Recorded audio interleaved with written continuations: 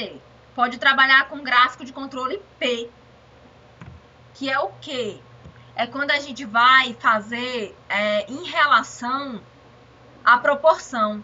A gente vai fazer em relação à proporção de defeituosos por amostra. Vamos lá. No gráfico P, os valores de D vão ser divididos por N. A gente vai pegar o defeito, a quantidade de defeitos, por subgrupo e dividir pelo tamanho da amostra, tá? Então, aqui, ó, eu vou pegar a minha tabelinha lá, né? Tinha subgrupo, defeito. Cada subgrupo tinha 100. Então, aqui eu vou pegar subgrupo 1, 2, 3. Aqui eu tinha 10 defeitos, por exemplo. 10 defeitos de uma amostra de 100.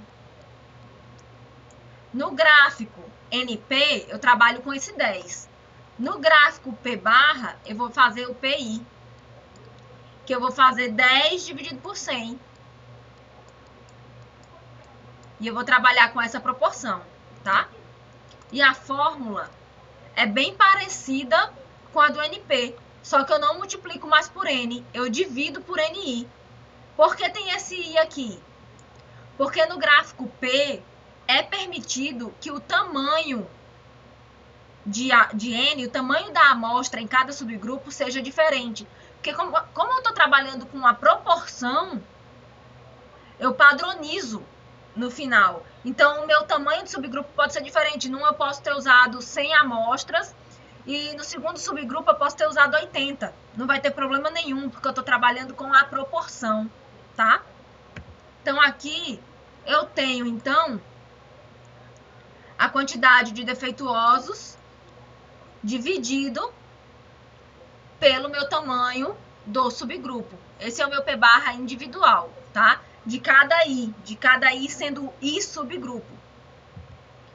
Então, aqui, digamos que eu tenho 5 amostras, certo? Cada amostra, nesse caso, já tem um tamanho diferente. Não é mais 100 para todas elas. Num eu tenho 200, no outro eu tenho 240, 220.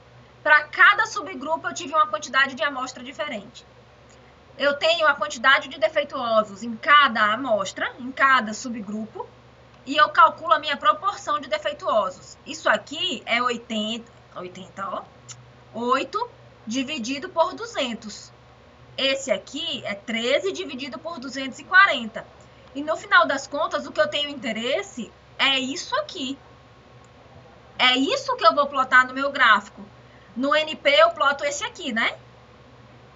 Então, para eu poder comparar um subgrupo com o outro, o tamanho da minha amostra tem que ser igual.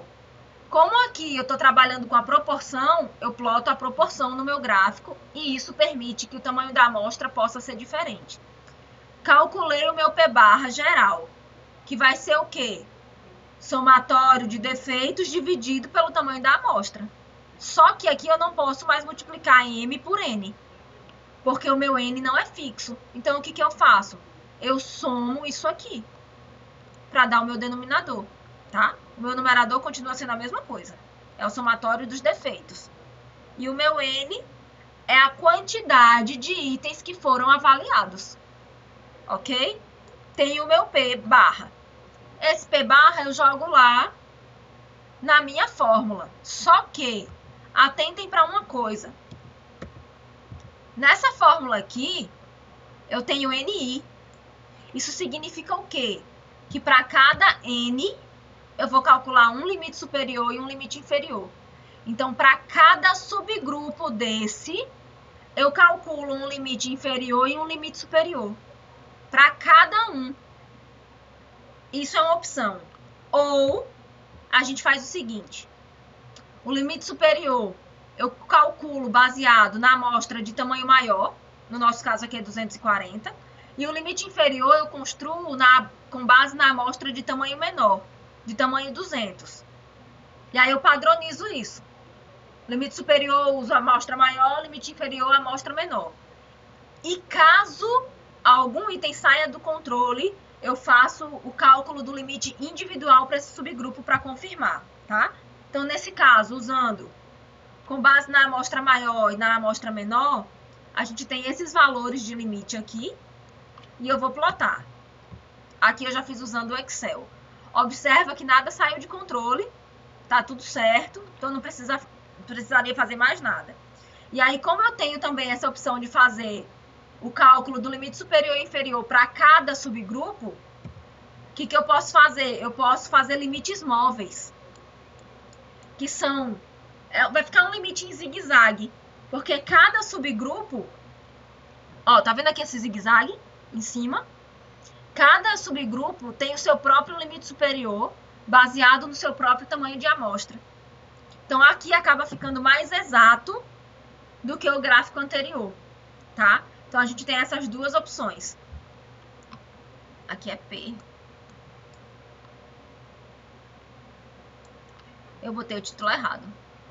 E não é não conformidades, é número de defeitos aqui.